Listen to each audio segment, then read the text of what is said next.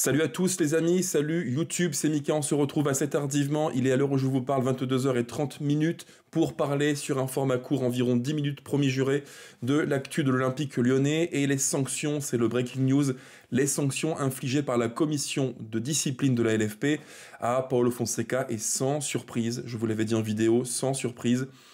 Paulo Fonseca paye l'addition de multiples épisodes entre l'arbitrage et les dirigeants du football français et il prend le tarif premium. Il prend 9 mois de suspension jusqu'au 30 novembre 2025. 9 mois de suspension.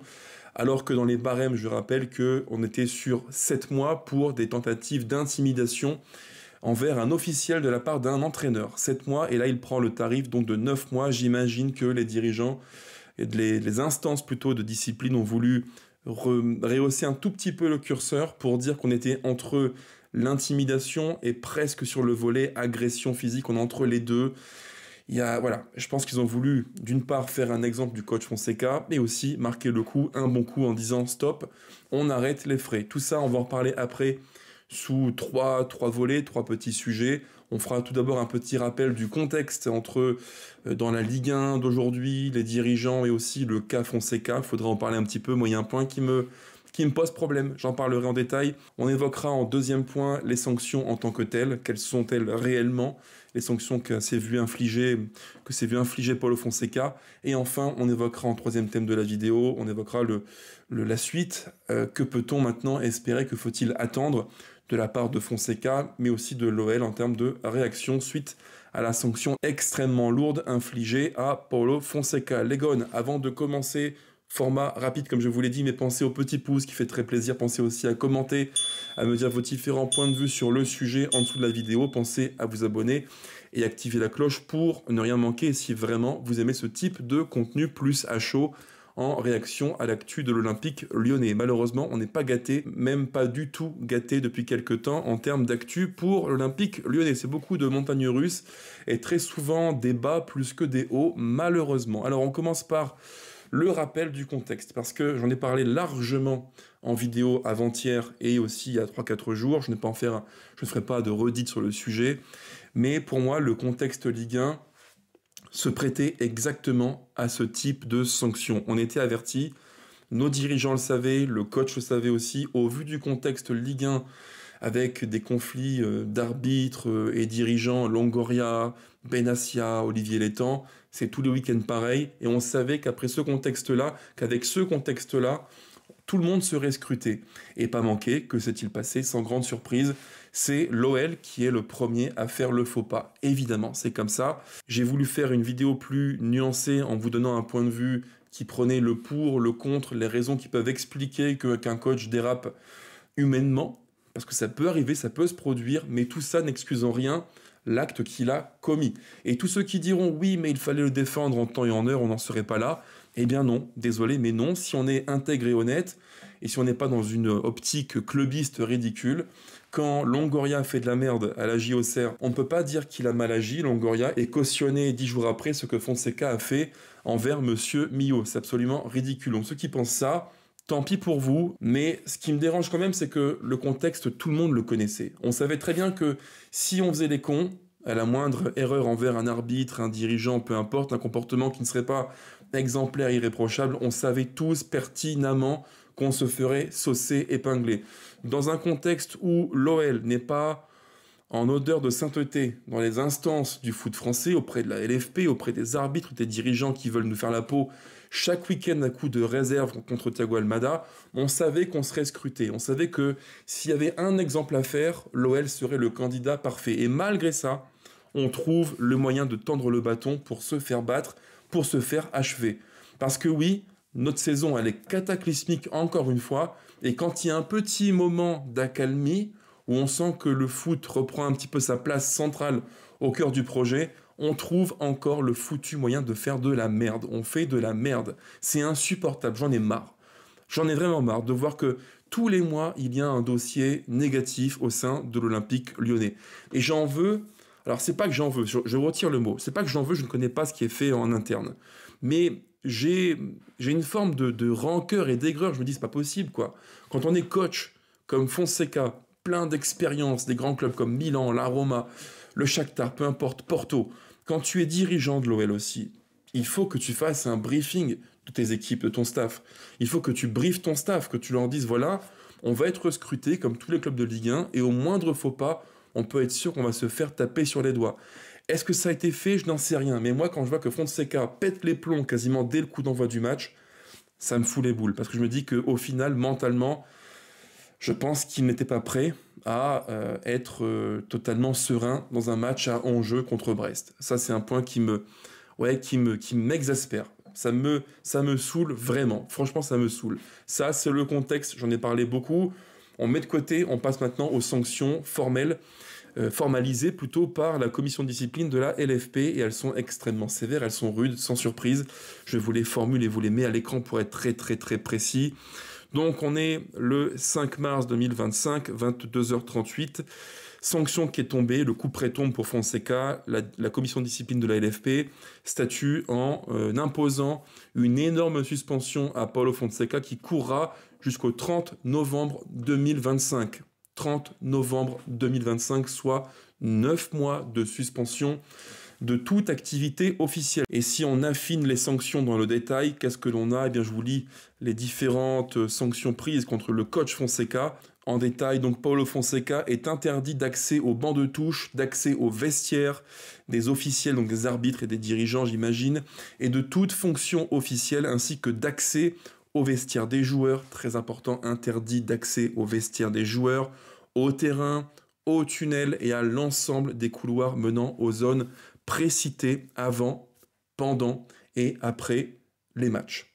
Ça, c'est jusqu'au 15 septembre 2025. Et comme la commission de discipline de la LFP ne voulait pas s'arrêter là, évidemment, elle en a remis une bonne louche sur le dos de l'OL et de Fonseca, avec jusqu'au 30 novembre 2025 un second volet où Fonseca sera interdit d'accès aux bancs de touche, d'accès aux vestiaires des officiels et de toute fonction officielle. Donc volet numéro 1 des sanctions jusqu'au 15 septembre 2025, je vous les répète, interdiction d'accès aux bancs de touche, d'accès aux vestiaires des officiels, de toute fonction officielle, ainsi que d'accès aux vestiaires des joueurs avant, pendant et après le match, et interdiction d'accès au terrain, au tunnel et à l'ensemble des couloirs menant aux zones précitées. Ça, c'est jusqu'au 15 septembre 2025. Ça, c'est le volet numéro 1. Volet numéro 2, je le répète pour être très précis et audible de tous, jusqu'au 30 novembre 2025, donc septembre-octobre, octobre-novembre, donc 2 mois de plus que ce qu'il n'a eu initialement.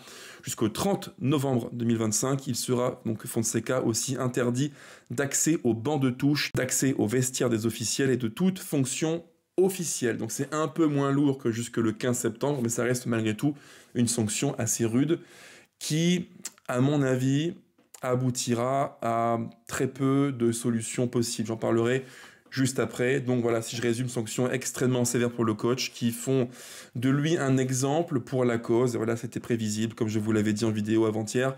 Il prend 7 mois ferme et il prend 2 mois un peu plus allégés, si on peut le dire comme ça. Et donc, ça fait au total 9 mois de suspension après ce front contre front avec Monsieur Millot. Et d'ailleurs, j'y pense, j'ai revu sur YouTube la bande vidéo qui a été mise en ligne de la séquence précise qui dure environ 2 minutes 40, où on voit Millot être appelé par le camion VAR qui lui dit « Écoute, vas-y, consulte les images, parce qu'il y a peut-être un petit litige à justifier. » Alors, là encore, pour moi, l'usage de la VAR, il est en tout point à chier. Vraiment à chier. Je vous recommande vivement d'aller voir la séquence vidéo, elle en vaut le détour, parce qu'en fait, c'est fait en dépit du bon sens. L'action, quand on la voit au ralenti, quand le camion VAR, les 2 hommes du camion VAR la voient au ralenti, initialement, ils ne trouvent rien à redire. Ils disent même, ok, ils touchent de la cuisse le ballon, ah attends, fais un arrêt sur image, et là, ils vont amplifier, ils vont grossir un truc qui n'existe pas. Ils vont dire à Monsieur Millot, écoute, vas-y, viens voir, parce que là, on a un truc à te montrer, peut-être qu'il y a une main, il faut que tu vérifies. Il n'y avait absolument rien.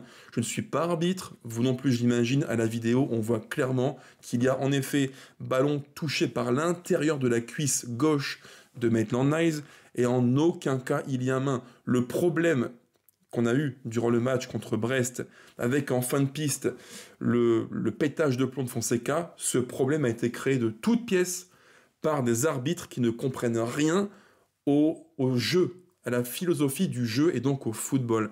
Ils ont fait n'importe quoi, ils ont créé de toutes pièces un problème qui aurait pu largement être évité.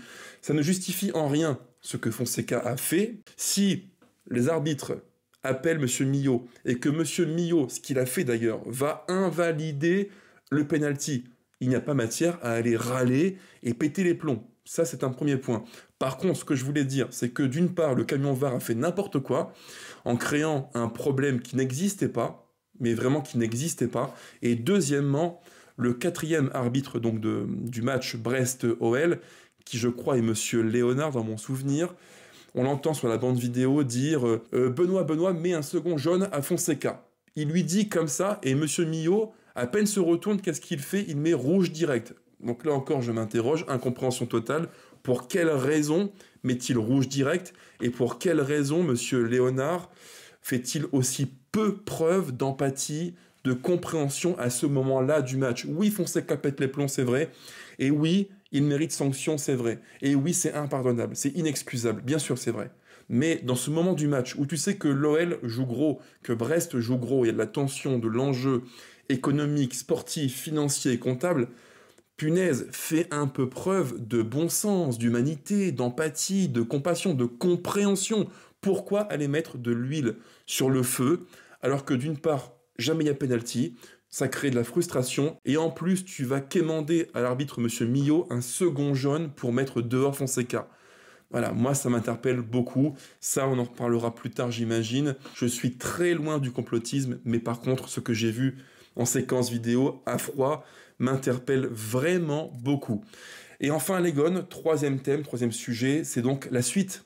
Que va-t-il se passer? Alors à mon sens, vous me le direz en commentaire, pour moi il n'y a pas 10 000 issues possibles. Parce qu'avec une telle sanction qui est extrêmement lourde, 9 mois de suspension dont 7 où en gros le coach ne pourra rien faire, il est mis totalement hors service par la commission de discipline. C'est le cas, hein, quand je dis hors service, vraiment, ils ont tout fait pour qu'il soit hors d'usage, hors service, et qu'on nous pousse, nous l'OL, à prendre une décision la plus radicale.